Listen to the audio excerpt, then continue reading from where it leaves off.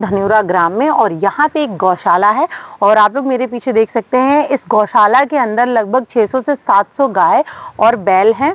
और इस गौशाला की स्थिति पहले ग्राम वासियों द्वारा मुझे बताया गया कि इस गौशाला की स्थिति पहले बहुत सही थी, परंतु अब इस गौशाला का चार्ज किसी अन्य व्यक्ति के हाथ आने के कारण इस गौशाला की स्थिति इतनी अच्छी नहीं है। और मैंने यहाँ पे देखा कि कई गाय और कई जानवर ऐसे हैं जो चोटिल हैं और उनका कोई भी इलाज नहीं किया जाता है।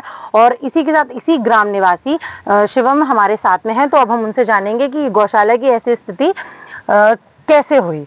तो शिवम जी, आप बताइए कि ये गौशाला ऐसी स्थिति कब से हुई है इसकी? मेरा नाम शिवम सिंह है, जो मैं वार्ड मेंबर हूँ वर्तमान में।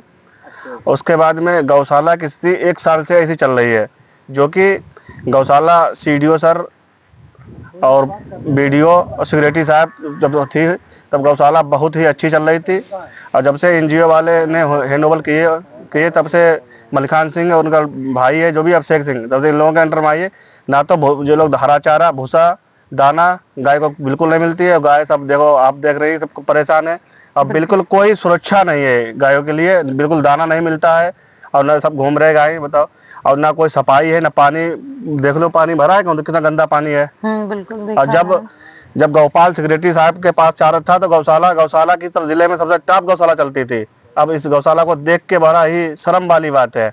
और गौशाला के अंदर हरा चारा बोने की जमीन छुड़वाई थी हमने, जो उसमें हरा चारा बो जाता है, लेकिन यहाँ पर जमीन में हरा चारा के बदले लहसुन प्याज आलू गड़ा जाते हैं। एक गायों को खवाया जाता है। यह सब जो गौशाला में गौपालक है तो वो खाते हैं, या तो फिर जिसके पास ठेका एनजीओ का वो खाता है। इसके लिए हम माननीय मुख्यमंत्री जी से मिलेंगे, हमने समय लिया है। और जो इस विभाग के मंत्री हैं धर्मपाल जी, उनसे भी मिलेंगे, हमने लेटर भेजा है।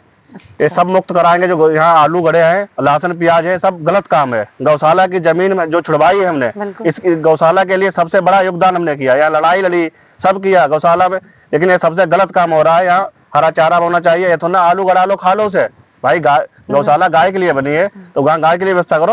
यहाँ लहसुन प्याज गड़ा है, देखो आलू गड़े हैं, सामने सब दिखता है। तो जैसे कि अभी शिवम जी ने हमें बताया कि यहाँ पे जो गौशाला के लिए जमीन छोड़ी गई थी जिसमें कि गायों के लिए चारा उगाना चाहिए, वहाँ पे यहाँ के लोगों द्वारा जिनके अंडर में इस गौशाला का चार्ज है, उन्होंने उसमें लहसुन प्याज और अन्य कई प्रकार की खेती की है। और आइए मैं आपको दिखाती हूँ कि उन्होंने कहाँ खेती की है।